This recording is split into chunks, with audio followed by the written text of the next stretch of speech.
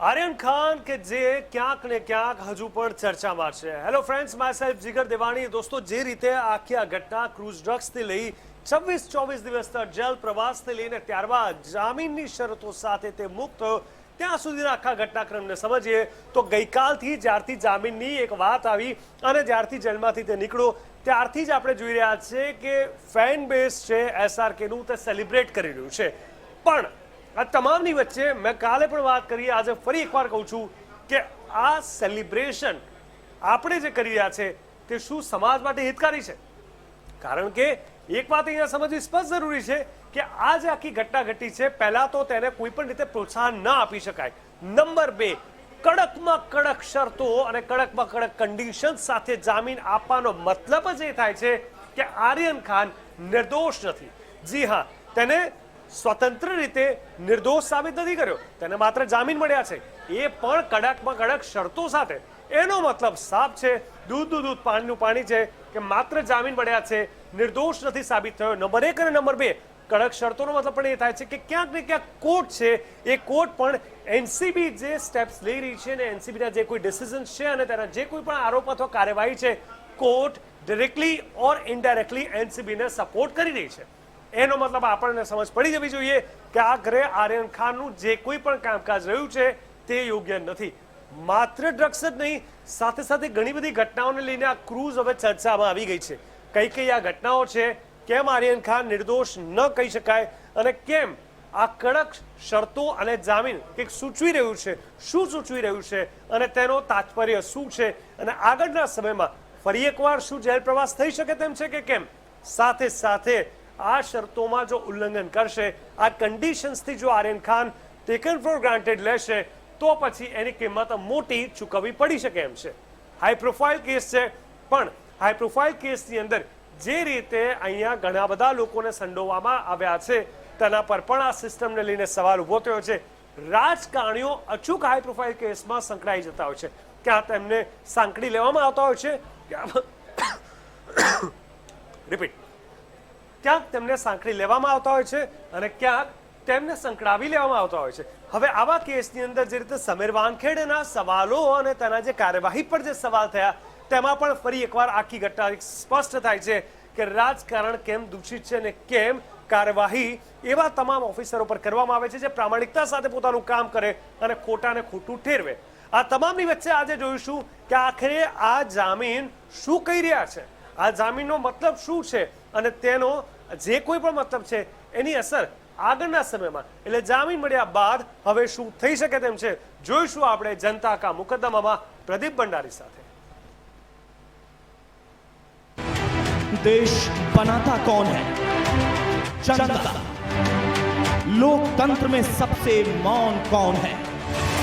जनता. हर सरकार का मालिक कौन है? जनता. फिर भी सबसे बेचारा कौन है? जनता. अब करना होगा हर फरियाद का सामना. इंडिया न्यूज लड़ेगा जनता का मुकदमा. नमस्कार दोस्तों, नमस्कार. लिबरल्स को भी मेरा नमस्कार. अरे लिबरल्स, पीआर वालों, किस बात पर फटाके फोड़ रहे हो? ऑनेस्टली, सच्चाई से पूछ रहा हूं, किस बात पर? क्या इस बात पर फटाके फोड़ रहे हो कि आर्यन बिना एनसीबी की इजाजत के ग्रेटर मुंबई नहीं छोड़ सकता? या इस बात पर फटाके फोड़ रहे हो कि आर्यन को हर शुक्रवार 11 से 2 एनसीबी ऑफिस में हाजिरी देनी पड़ेगी?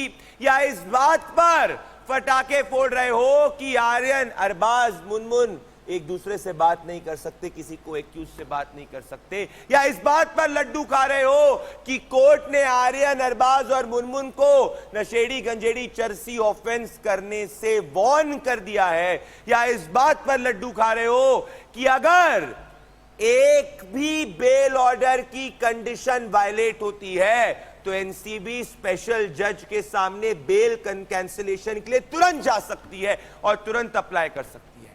दोस्तों, आर्यन बेल ट्रूथ यही है, इसकी सच्चाई यही है कि ये अभी तक के सबसे कठोरतम बेल ऑर्डर में से एक है. और हां, अरे नवाब मलिक जी, आपने भी आर्यन बेल ट्रुथ की राजनीतिक सच्चाई आज बताई दी। आज आपने बता दिया तो कि एनसीबी तो बहाना है।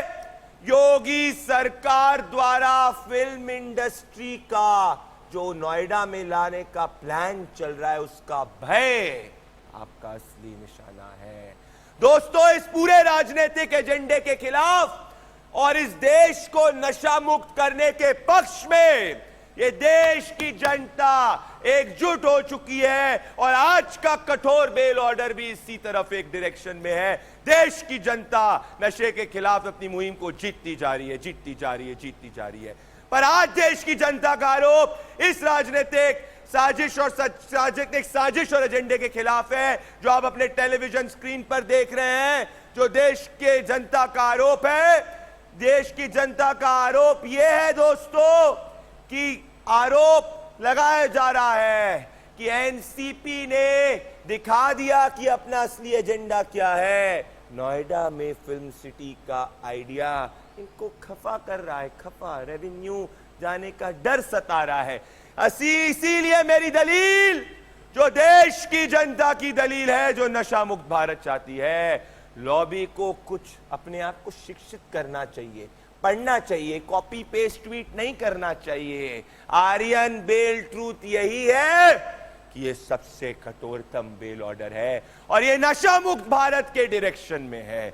और मेरे साथ आज काफी बड़े और सीनियर एडवोकेट, इंडिया के स्पेशल पब्लिक प्रोसिक्यूटर रह चुके उज्जवल निकम जी जुड़ रहे हैं।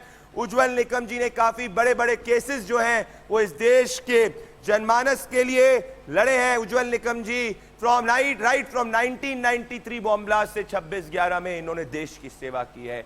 तो मैं आपसे जानना चाहता हूं उज्जवल निकम जी कि आर्यन खान ड्रग केस के कठोर बेल ऑर्डर को आप किस तरीके से देखते हैं? क्या एनडीपीएस कोर्ट केसेस के अंदर ऐसे स्ट्रिंजेंट बेल कंडीशंस होती हैं जब बेल ग्रांट किया जाता है? आर्यन खान की बेल ऑर्डर हो गई, मैं समझ सकता हूं, लेकिन जेल से कब बाहर आएगा, पल पल में उसके वकील पहुंचे कि नहीं, ऑर्डर दी कि नहीं। अब देखिए, मुझे बहुत हंसी आ रही है। हंसी इसलिए आ रही है प्रदीप जी कि ठीक है, एक लड़के को एक वेरी सीरियस क्राइम में पकड़ा गया, हाईकोर्ट ने उसको जमानत दे दी, हमें कुछ कहना नहीं है। लेकिन हाईकोर्ट ने जो कंडीशन डाली है, इसका मतलब यही है कि उस कंडीशन को उसको पालन करना होगा और ब्यूरो को अपना इन्वेस्टिगेशन जो है उसका पूरा कंप्लीट करना होगा। आपने देखा होगा कि ब्यूरो का यह कहना था कि व्हाट्सएप चैट जो मोबाइल में मिल गए, उससे उनका दावा था कि आर्यन खान ने साजिश की थी, उससे ड्रग वो कंज्यूम करता था, लेकिन वास्तव में तो उनको कोई कंजम्पशन नहीं था, उसके पोजीशन भी नहीं मिला। लेकिन उनका कहना था कि एक साजिश की कड़ी है, ड्रग पेडलर है। लेकिन अभी तक ब्यूरो ने अपने पूरे पत्ते नहीं खोले हैं। ब्यूरो ने इतना ही आरोप किया है और ब्यूरो ने उसको अपोज किया था, लेकिन हाईकोर्ट ने उसको जमानत दे दी। आपका जो सवाल था, क्या आमतौर पर ऐसा होता है कि ये स्ट्रिंजेंट कंडीशन है क्या? नहीं, आमतौर पर ऐसा ही होता है, क्योंकि नारकोटिक्स कानून के मुताबिक जब कोई मुलजिम की यानी आरोपी की, सस्पेक्ट की जब जमानत पर रिहाई होती है तो कोर्ट इसी तरह की कंडीशन डालती है। तो मुझे लगता है इसमें कोई बड़ी बात नहीं है। काफी बड़ी बात कह रहे हैं आप। आपके लीगल एनालिसिस के हिसाब से आपको क्या लगता है कि लार्जर मैसेज क्या जा रहा है इस देश को? नशा मुक्त भारत की हमारी मुहिम है, इसमें देश साथ में देश को लार्जर मैसेज किया गया है इस पूरे केस? देश के लिए सामने दो प्रकार के मैसेज गए हैं। पहला जो मैसेज गया है कि कानून किसे बख्शा नहीं करता। कोई भी मुलजिम हो, कोई भी बड़ा हो या छोटा हो, अगर कानून के गिरफ्त में आता है तो कानून उसे छोड़ता नहीं है। यह पहला मैसेज, स्ट्रॉन्ग मैसेज गया है। दूसरा जो मैसेज गया है, जो मैसेज आम जनता पे ऐसे ही पब्लिश हुआ है कि एक बड़े बाप का बेटा एक सेलिब्रिटी है और इसीलिए उसको तकलीफ दी जा रही है। और ये क्यों गया मैसेज? जिस प्रकार बयानबाजी हुई, दोनों तरफ से हुई, पॉलिटिशियन के तरफ से बयानबाजी हुई, ये जांच अधिकारी से बयानबाजी हुई, देखिए, मैंने आज कई संगीन मामले, इस देश के संगीन मामले चलाए महाराष्ट्र में जी। और 93 का बॉम्ब ब्लास्ट हुआ, अजमल कसाब को, प्रमोद महाजन की हत्या हो, गुलशन जी। कुमार हो, लेकिन मैंने कहीं भी ऐसा नहीं देखा था कि जो इन्वेस्टिगेशन में जांच अधिकारी जो इन्वेस्टिगेट करता है, जो इंट्रोगेट करता है, वो छोटी छोटी चीजें इंट्रोगेशन आपके मीडिया के सामने कैसे आती है, बाजी न हो। पॉलिटिशियन ने भी अपने, they should hold their tongues. Personal attacks जिस प्रकार हो रहे हैं, आपको अगर किसी के बारे में जांच अधिकारी और जांच की जो प्रोसीजर उसके बारे में कोई शक है, कोई ग्रीवेंस है, तो हमारे कोर्ट है ना, कोर्ट के पास जाइए। पर उससे जांच इस प्रकार से प्रभावित हो जाती है, ये सभी लोगों ने बात समझना चाहिए, ऐसा मेरा कहना है। मेरे साथ आप जुड़े उज्जवल निकम जी, आपने बहुत बड़ी बात बोली कि जांच इस तरीके के पर्सनल अटैक से प्रभावित हो जाती है। मेरे साथ आप जुड़े, बहुत बहुत धन्यवाद उज्जवल निकम जी। मेरे साथ आज काफी बड़ा पैनल जुड़ रहा है। मेरे साथ भारतीय जनता पार्टी की स्पोक्स पर्सन और बीजेपी की सीनियर लीडर महाराष्ट्र में श्वेता शालिनी जी जुड़ रही हैं। मेरे साथ एनसीपी के national spokesperson Brijmohan Shrivastava ji जुड़ रहे हैं। मेरे साथ काशिफ खान देशमुख जी जो लॉयर है मुनमुन धमेचा के, वो जुड़ रहे हैं। और मेरे साथ राघव अवस्थी जो एडवोकेट सुप्रीम कोर्ट है, बीजेपी मेंबर भी हैं, वो मेरे साथ जुड़ रहे हैं। बृजमोहन जी और श्वेता जी से इस मुकदमे को शुरू करना चाहता हूं। देखिए, आज जो है बृजमोहन जी, आज आपने अनजाने में असली एजेंडा बता दिया। भय यह है कि उत्तर प्रदेश के अंदर फिल्म सिटी आ जाएगी, उत्तर प्रदेश के अंदर भी फिल्म सिटी आ जाएगी, आपका रेवेन्यू कम हो जाएगा। आपको भय जो है असली, वो एनसीबी से नहीं है, आपका असली भय है योगी आदित्यनाथ से। बृजमोहन जी खुल के बोलिए, सुनाओ अपने उज्जवल निकम ने क्या बोला। ऐसे पर्सनल एलिगेशंस जांच को प्रभावित करते हैं। बृजमोहन जी, आज आपका राजनीतिक एजेंडा, नवाब मलिक जी का राजनीतिक एजेंडा सामने आ चुका है। प्रदीप भाई, बात शुरू करने के पहले मैं आपसे ये वचन चाहता हूं कि आघाड़ी सरकार महाराष्ट्र और राष्ट्रवादी कांग्रेस पार्टी का जो संकल्प है कि देश को नशा मुक्त बनाना है और अधिकारियों के भ्रष्टाचार के खिलाफ लड़ाई लड़ना है, इसमें आप सहमत हैं कि नहीं? बोलिए। मैंने आपसे पूछा, आप सहमत हैं कि नहीं इस लड़ाई को लड़ने के लिए? मैं इस देश की जनता के साथ में हूं, किसी सरकार के साथ या विपक्ष में नहीं हूं। अगर आप नशा मुक्त भारत में हैं तो मैं आपके साथ हूं। Very good. तो मैं आपसे यही कहना चाहता हूं कि आज किसी और मुद्दे पे बात न करके मैं सिर्फ आपको एक जानकारी देना चाहता हूं, जो मैं सोचता हूं शायद आपके चैनल के अलावा इस देश के और चैनल के पास नहीं हो। हिंदुस्तान के बहुत वरिष्ठ पत्रकार हैं जो नवभारत में थे, आदरणीय अरुण दीक्षित जी, आज उन्होंने अभी 15 मिनट पहले पोस्ट की है। उस पोस्ट पे, फेसबुक पोस्ट पे उन्होंने बताया है कि समीर वानखेड़े साहब के खिलाफ 100 करोड़ रुपए का एक आरोप सीबीआई को आज से 9 साल पहले दिया गया था, जिसमें कि कोई कार्रवाई आज तक नहीं हुई। और उसमें 100 करोड़ की जो जानकारी थी, उस जानकारी को लेकर जो उस समय का एक स्मगलर था, जो ड्रग माफिया जाना जाता था, उसका नाम है कैलाश राजपूत। और आज भी वो व्यक्ति लंदन और दुबई में बैठकर स्मगलिंग का काम कर रहा है। तो सीबीआई का जो इशू चला, तो आप सीबीआई जांच के पक्ष में है? मतलब आप जो समीर वानखेड़े कोर्ट में कह रहे थे कि मेरे खिलाफ जो भी जांच हो, सीबीआई जांच हो, तो आप कह दीजिए सीबीआई जांच हो जाए। यही कारण था, यही मैं आपको बताना चाह रहा हूं। श्वेता जी देखिए, बृजमोहन जी आज जो इतने वरिष्ठ व्यक्ति हैं, बृजमोहन जी थोड़े कंफ्यूज्ड है। बृजमोहन जी एक तरफ तो सीबीआई जांच की बात कहते हैं कि सीबीआई को दस्तावेज दिए गए, फिर जब सीबीआई जांच की बात आती है तो उसका ऑपोजिशन किया जाता है। पर लार्जर राजनीतिक एजेंडा श्वेता जी है योगी आदित्यनाथ से डर, योगी आदित्यनाथ जो फिल्म सिटी लाने वाले हैं उससे डर। कहना चाहता हूं, श्वेता जी को आने दीजिए। सीबीआई जो समीर वानखेड़े जी ने हाईकोर्ट में, ऐसा है बृजमोहन जी, आपका समय खत्म हो गया, अब आप चुप हो जाइए। सबने आपको सुन लिया, अब आप चुप हो जाइए। ऐसा है प्रदीप भाई, देखिए बहुत क्लियर है, आपने प्रश्न पूछा आम, ये जवाब दे रहे हैं अमरूद। बहुत साफ है, नवाब मलिक जी रोज आकर प्रेस कॉन्फ्रेंस कर रहे हैं, आज आके उन्होंने प्रेस कॉन्फ्रेंस में साफ साफ कह दिया कि उनका एजेंडा क्या है। वो जानते हैं, डर रहे हैं, उनको पता है कि उत्तर प्रदेश में दोबारा बाबा की सरकार आने ही वाली है, और जैसे ही महाराज जी आएंगे सब लोग जागेंगे, डेवलपमेंट विकास की तरफ काम करेंगे, तो कहीं ना कहीं इनका जो एजेंडा है वो फेल होता जाएगा। इनका एजेंडा यही है कि किस प्रकार महाराष्ट्र को नीचे लेते जाएं, क्योंकि महाराष्ट्र के लिए तो ये लोग कुछ काम करते नहीं है, और ऐसे ही उत्तर प्रदेश के लिए महाराज जी काम करते जाएंगे, उत्तर प्रदेश आगे बढ़ता जाएगा। ये एजेंडा है इनका। राघव अवस्थी। ब्रिजमोहन जी इसी एजेंडा पे काम कर रहे हैं। ब्रिजमोहन जी जवाब, ब्रिजमोहन जी और श्वेता जी में बहस। बीजेपी के शासन जैन की तरफ से बात मत करिए। श्वेता जी आप उसका हिस्सा नहीं मानता हूं मैं आपको। आ रहा हूं राघव, आ रहा हूं, एक सेकंड राघव, ब्रिजमोहन और श्वेता जी में बहस। राघव एक सेकंड आ रहा हूं, आ रहा हूं, आप इस ढंग से मत करिए। आ रहा हूं राघव, एक मिनट आ रहा हूं। से भ्रष्टाचार का पक्ष लेती है, इससे हमारी जो लड़ाई है, हमारी जो लड़ाई है पहले जो प्रश्न आपसे पूछा गया है उसका जवाब दीजिए। आप ये बताइए, नवाब मलिक जी ने कहा कि नहीं कि ये सब बाबा की चाल है? अरे इतना भय लगा हुआ आप लोगों को योगी आदित्यनाथ का कि यहाँ बैठ के थर-थर कांपते हैं, वो लखनऊ में बैठ के। आप उसका मेंबर मत बनिए, उसका मेंबर मत बनिए। मैं आपसे ये निवेदन कर रहा हूँ, उस 1000 करोड़ का जो भ्रष्टाचार का क्लब है उसका देखिए मेंबर ऐसा है आप जाके ये प्रश्न जो है ना ब्रिजमोहन जी, जाके पूछिए नवाब मलिक जी से। आप मुझे कोई भी सलाह मत दीजिए, मैं आपकी सलाह पे नहीं चलने वाली हूँ। शायद नवाब मलिक यदि आपकी सलाह सुन ले तो इस सरकार का कुछ भला हो जाए। आप लोग इतना डर रहे हैं योगी आदित्यनाथ से। अरे आप 1000 करोड़ की मेंबर नहीं है बहन। अरे बहन आप 1000 करोड़ के भ्रष्टाचार, समीर वानखड़े, आप 1000 करोड़ के ड्रग माफिया की गेंद में आपको उसका हिस्सा नहीं मानता। क्यों आप ऐसा कर रही है? समीर वानखड़े के पीछे इसलिए गए क्योंकि वो एक मराठी मानुस उत्तर प्रदेश के चुनाव को, इसलिए गए क्योंकि उत्तर वो प्रदेश का निचली चुनाव जाति का से फैसला आते उत्तर प्रदेश की हैं। जनता राघव और राघव अवस्थी और काशिफ खान देशमुख जी आएंगे।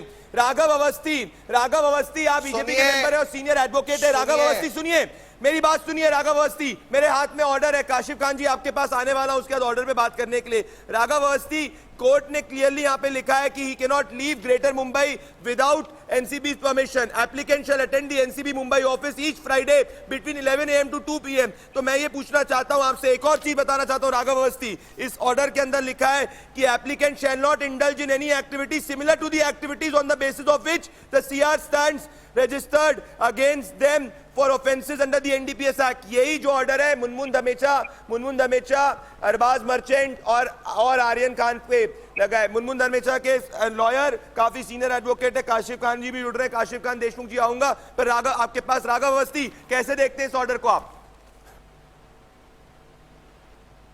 देखिए ऑर्डर जो है वो काफी क्लियर है और काफी स्ट्रिंजेंट कंडीशंस इंपोज करी गई हैं आर्यन खान के बेल को लेके।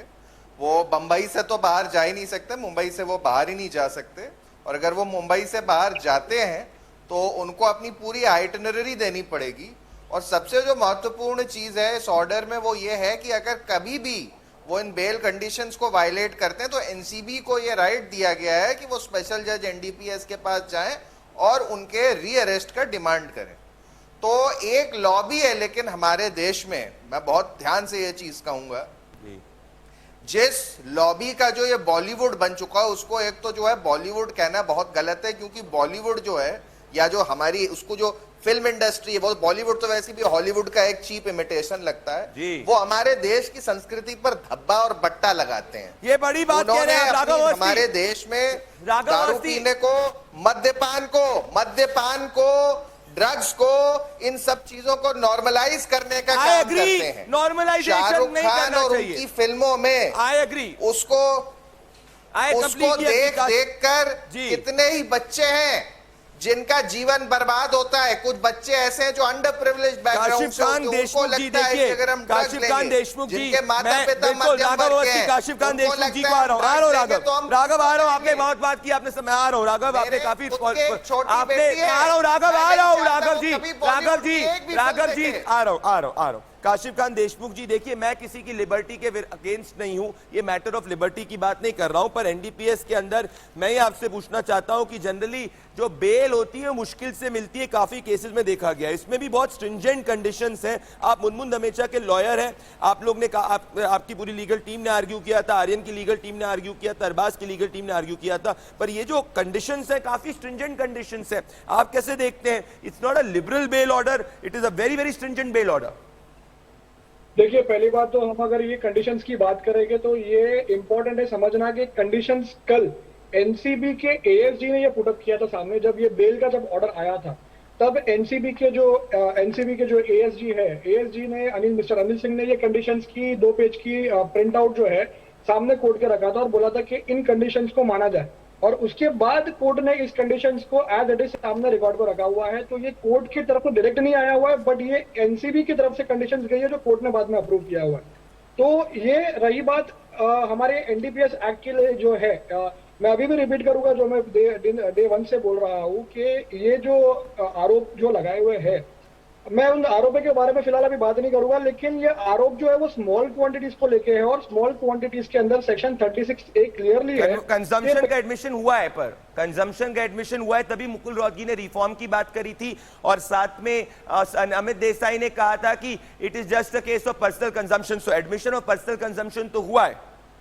कौशिक जी नहीं, देखिए अगर मैं ये अजम्पशन ऑफ पर्सनल कंजम्पशन की अगर बात करूं तो ये जो स्टेटमेंट जो रिकॉर्डिंग होती है एनडीपीएस एक्ट के अंदर वो 67 के बेसिस पे होती है, सेक्शन 67, और सेक्शन 67 को ऑलरेडी तूफान सिंह जजमेंट में सुप्रीम कोर्ट में ऑलरेडी इसको क्लियर आउट किया हुआ है। राघव एडमिसेबल, बोलिए आप। तो ये अगर एडमिशन की यहाँ पे बात आती है, जब वो स्टेटमेंट एडमिसेबल है ही नहीं तो हम उसको एडमिशन कैसे मानेंगे? ये आपके वकील ने ये दलील दी थी, ये आप लोग के मतलब आर्यन के वकील ने दलील दी थी। अच्छा, एक और बात है, राघव आप भी आए इस मुकदमे में, फिर श्वेता जी और ब्रिजमोहन जी के पास आ रहा हूं। राघव, एक इंटरेस्टिंग बात ये थी कि मुकुल रोहतगी ने एक रिजॉइंडर दिया था जिसमें उन्होंने पॉलिटिकल एलिगेशन से कंप्लीटली अपने आप को, अपने क्लाइंट को डिस्टेंस कर दिया था, पर पूरी की पूरी जो नवाब मलिक जी की लॉबी थी वो इसी चीज पे थी कि आर्यन खान के खिलाफ जो हो रहा है वो पूरा एक वेंडेटा के थ्रू हो रहा है, पर रिजॉइंडर कोर्ट में दिया गया कि ये गलत, ये डिस्टेंस करते हैं हम। सच तो यह है प्रदीप जी सुनिए मेरी बात। सच तो यह है कि आज इस देश की जनता जो सो कॉल्ड बॉलीवुड है, जो हिंदी फिल्म इंडस्ट्री आज की तारीख में बंबई में चल रही है, उसकी ओर जुगुप्सा की दृष्टि से देख रही है। जनता चिढ़ने लगी है इन लोगों से जी। तो नवाब मलिक जैसे लोग हैं, वो ये लोग दिखाना चाहते हैं कि नहीं, हमारी जो इंडस्ट्री है, हमारा जो ये पूरा का पूरा माफिया, ये आज भी शक्तिशाली है। बहुत बड़ी बात आप कह रहे हैं। मैं इसी पे ब्रिजमोहन जी और श्वेता जी को लेना चाहता हूं। ये देखिए, राघव जो है उसमें उन्होंने ये कहा था कि हिम्मत कैसे हुई समीर वानखेड़े की कि शाहरुख खान के बेटे के पीछे पड़ गए। इनको ये जान लेना चाहिए, ये न्यू इंडिया है, न्यू इंडिया है। ब्रिजमोहन जी देखिए, ब्रिजमोहन जी और श्वेता जी आएंगे, पहले ब्रिजमोहन जी और फिर श्वेता जी, दोनों को स्क्रीन पे लेके आए प्लीज। ब्रिजमोहन जी मेरी बात सुनिए। ब्रिजमोहन जी देखिए, ब्रिजमोहन जी आप बहुत वरिष्ठ हैं, आप बहुत वरिष्ठ हैं और बहुत सीनियर हैं, आप बहुत वरिष्ठ हैं और बहुत सीनियर हैं और बहुत वाइज हैं, और इसीलिए मैं आपसे कहना चाहता हूं, आज आप खुल के बोलिए कि आपका ये पूरा एजेंडा था वो पॉलिटिकल था। आपको घबराहट भारतीय जनता पार्टी से कि आज आपने बीजेपी का एलिगेशन लगा दिया, आपको घबराहट बीजेपी से है, जनता पार्टी के एक्सटॉर्शन गैंग के खिलाफ है, और उसी में मैं ये आरोप लगा रहा हूँ कि इसके पहले 100 करोड़ का जो रिकवरी हुई है, लोग सिर्फ आरोप ही लगाते हैं। करप्शन कह रहे थे, बट आपके श्वेता जी और दोनों में कि भाई ले जाना है हमको बॉलीवुड को ही यहाँ से, महाराष्ट्र से निकालकर। आप बताइए प्रदीप जी, मेरा प्रश्न आपसे है, के साथ है क्या? मैं आपसे आप एक प्रश्न का उत्तर दीजिए। ब्रिजमोहन जी वो सवाल पूछ रही है आपसे, ब्रिजमोहन जी आपसे सवाल पूछ रही है श्वेता जी। उनके आयु का नाम बताइए तो जरा, कौन सा इन्वेस्टिगेशन ऑफिसर बताइए, 1000 करोड़ के जवाब दे ब्रिजमोहन जी। ब्रिजमोहन जी, अरमान कोहली के आयु का नाम क्या था? मैं पूछ रहा हूँ, आप एक बात बता दीजिए, आपको तो 1000 करोड़ का जो रिकवरी हुई है, आप उसकी मेंबर हैं क्या उस क्लब की? क्योंकि वो आप 1000 करोड़ की जो रिकवरी की है समीर वानखेड़े और बीजेपी के कुछ नेताओं ने मिलकर, आप उसकी मेंबर हैं क्या? क्या उसके बाहर है? चलिए ये तो बताइए, आप ये बताइए कि आप उस 1000 करोड़ की हैं कि नहीं मेंबर? सारे लोग अरे मेंबर हैं कि नहीं? नवाब मलिक के पीछे खड़े होकर आप यही बात कह रहे हो कि ये जानकारी दो कि उस 1000 करोड़ की आप हैं कि नहीं मेंबर? यूपी देखिए, एक बात श्वेता जी और ब्रिजमोहन जी, श्वेता जी और ब्रिजमोहन जी, श्वेता जी और ब्रिजमोहन जी मेरी बात सुनिए, श्वेता जी और ब्रिजमोहन जी। पहले आपने समीर वानखेड़े को टारगेट किया, फिर अब आप श्रीजमोहन जी, बीजेपी की एक्सटॉर्शन गैंग जिससे 1000 मेरी बात सुनिए, एक बात मेरी बात, ब्रिजमोहन जी और श्वेता जी मेरी बात सुनिए, ब्रिजमोहन जी और श्वेता जी मेरी बात सुनिए। देखिए एक्सटॉर्शन की बात महाराष्ट्र के अंदर नहीं की जाए तो बेहतर है ब्रिजमोहन जी, क्योंकि अभी भी हमें पता है कि कौन सा वसूली गैंग चल रहा था, ये सब जानते हैं और किसकी सरकार में चल रहा था ये। अब संजय राउत जी ने कहा, उद्धव ठाकरे जी ने कहा दिसंबर 2, 2020 को कि कोई भी महाराष्ट्र आकर इंडस्ट्री को यहां से नहीं ले जा सकता, कंपटीशन से हम डरते नहीं, लेकिन जबरन यहां से बिजनेस नहीं ले जाया जा सकता, इसकी इजाजत नहीं होगी। घबराहट हो रही है महाराष्ट्र के अंदर, एमवीए के अंदर ब्रिजमोहन जी, तभी आप एनसीबी को मोहरा बनाकर असली अटैक बीजेपी पे कर रहे हैं। जवाब देने में सक्षम है वो इसका जवाब देंगे खुल के, उनके पास सारे तथ्य, सच्चाई है उनके पास, कल की प्रेस कॉन्फ्रेंस में सुन लीजिएगा। मुझे आज कहने की जरूरत नहीं है। नवाब मलिक जी को तो आपने बॉलीवुड का प्रवक्ता बना दिया। ब्रिजमोहन जी, आप तो कम से कम नेशनल टीवी पे आके अच्छी बातें करते हैं, बहुत समझदारी की बातें करते हैं। अब आप चुप हो जाइए ब्रिजमोहन जी। ब्रिजमोहन जी, आप सुन लीजिए इस बात को, आप बताइए मुझे एक ही चीज बताइए, क्या आपको पता है क्या अरमान कोहली का आईओ कौन था, कौन था इन्वेस्टिगेशन ऑफिसर? ये आर्यन खान का इन्वेस्टिगेशन ऑफिसर समीर वानखेड़े, क्यों टारगेट किया आपने उनको? आपकी सरकार ने समीर वानखेड़े को क्यों टारगेट किया? अरे मैं कह रहा हूँ अभी 3 दिन पहले तक आप करप्शन कह रहे थे, आप स्वयं। देखिए मेरे को लग रहा है एक चीज बताऊं राघव, अब देखिए आप और मैं एक साथ बोलेंगे तो कोई फायदा नहीं है। मुझे पता है कि एक एक करके बोले, एक एक करके बोले, एक सेकंड रुक जाइए, एक एक करके बोलिए, एक एक करके 10 सेकंड श्वेता जी, पहले 20 सेकंड अपनी बात रखिए, फिर ब्रिजमोहन जी 20 सेकंड अपनी बात रखिए। पहले 20 सेकंड आप दोनों में से प्लीज सुने को दूसरे पैन है। ब्रिजमोहन जी 20-20 सेकंड आप रखिए। देखिए श्वेता जी 20 सेकंड में पहले आप अपनी बात रखिए, आप अपनी बात रखिए, असली निशाना आप पे कर रही है एनसीपी, ये है सच्चाई। श्वेता जी 20 सेकंड, फिर ब्रिजमोहन जी 20 सेकंड गिनती। श्वेता जी। देखिए प्रदीप जी, मेरा बहुत सिंपल क्वेश्चन है, आज तक इतने केसेस हुए, राहुल महाजन से लेकर अरमान कोहली तक, क्या किसी के भी आईओ के बारे में देश को पता है? समीर वानखेड़े को टारगेट किया गया, क्यों किया गया? क्योंकि वो एक ऑनेस्ट ऑफिसर था, उसकी हिम्मत हुई कि वो एक सुपरस्टार के बेटे को लेके आए। उसने ये नहीं सोचा होगा कि वो खान है, लेकिन इसीलिए नवाब मलिक नीचे उतरे। लास्ट मिनट तक क्या उन्होंने किसी मुनमुन नमेचा का नाम लिया? और अब आके नाम ले रहे हैं तो किसका नाम लिया? उन्होंने योगी आदित्यनाथ का नाम लिया है। ये डर जो है ना, जो ये बीजेपी से डर नहीं है, ये मोदी और योगी का डर है। जवाब दे ब्रिजमोहन जी, चीख चीख के वो बोल रहा है। ब्रिजमोहन जी क्यों? श्वेता जी इस पे जवाब लेने दीजिए। ब्रिजमोहन जी से उत्तर में यही, श्वेता जी ब्रिजमोहन जी से जवाब लेने दीजिए प्लीज।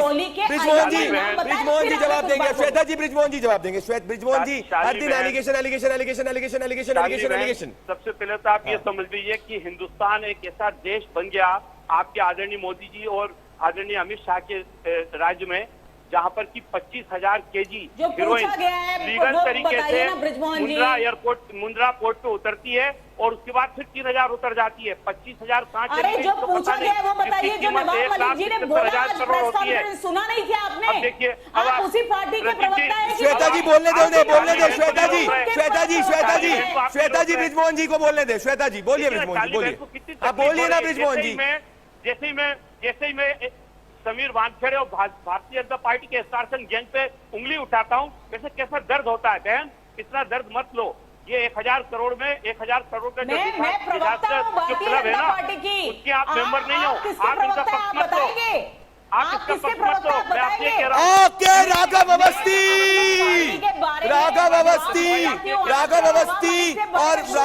और काशिफ खान देशमुख जी। राघव अवस्थी सुन ले, ये नशेड़ी गैंग सुन ले, सुनाइए। नशेड़ी गैंग तकलीफ, ये 1,000 क्लब का मेंबर आया नहीं करेगी, नशेबाजी को बर्दाश्त नहीं करेगी। पकड़ा गया, पकड़ लिया करोड़ के क्लब के मेंबर आ गए सामने। नशेबाजी जो कर रहे हैं उसको जो है जनता बर्दाश्त नहीं करेगी। जनता को पता है, जनता को पता है कि बॉलीवुड अंदर से सड़ गया है।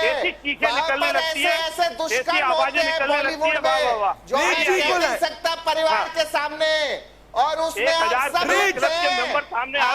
लिप्त हैं, नशेबाजी में, वेश्यावृत्ति में, विमेन ऑब्जेक्टिफिकेशन में सबसे आगे बॉलीवुड है। बॉलीवुड नग्नता परोसता है, देश के संस्कारों को खराब करता है।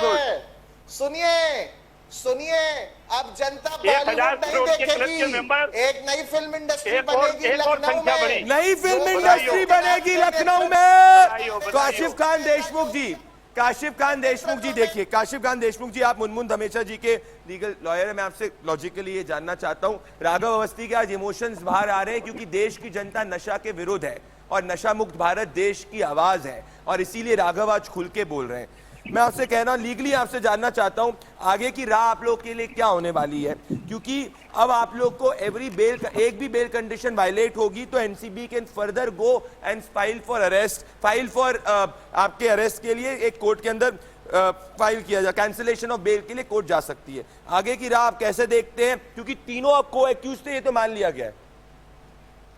देखिए, ज्यादा की कंडीशंस की जो बात आई है, अभी फिलहाल हमें इस कंडीशंस पे कोई ऑब्जेक्ट फिलहाल है, लेकिन जहां अगर हमें कुछ लगेगा कि यहाँ पे कुछ राइट्स वगैरह कुछ ब्रीच का मामला आ रहा है तो हम उसको अमेंडमेंट के लिए एप्लीकेशन मूव करेंगे और अगर कोर्ट अगर हमसे अग्री करेगा तो हम उसको अमेंडमेंट कैरी आउट उसके अंदर बिल्कुल करेंगे। अभी फिलहाल जहाँ तक एक कंडीशन जो वहाँ पे रखी गई है, शायद इस चीज पे कोर्ट को थोड़ा ऑब्जर्वेशन रखना चाहिए था, क्योंकि उसमें कंडीशन में ये दिया है कि मुंबई से बाहर जाने के लिए अगर किसी को जाना किसी की परमिशन लेके जाएगा, तो शायद से ये ऑब्जर्वेशन आनी ध्यान में नहीं आया है कि मुनमुन जो है वो मुंबई की है ही नहीं, वो मध्य प्रदेश की है। बड़ी बात आप कह रहे हैं। मैं इस वक्त देश में क्या आपको बताना चाहता हूं, नंबर 1 मुकदमा बन चुका है आर्यन बेल ट्रूथ। देखते हैं कि देश किस तरीके से, आप सभी मेरे साथ जुड़े, बहुत बहुत धन्यवाद। देश आर्यन बेल ट्रूथ पे कमेंट कर रहा है, देखिए देश क्या कह रहा है। मुकदमा दोस्तों, आर्यन बेल ट्रूथ इस देश का नंबर 1 ट्रेंड बन चुका है कूप पे और ट्विटर पे।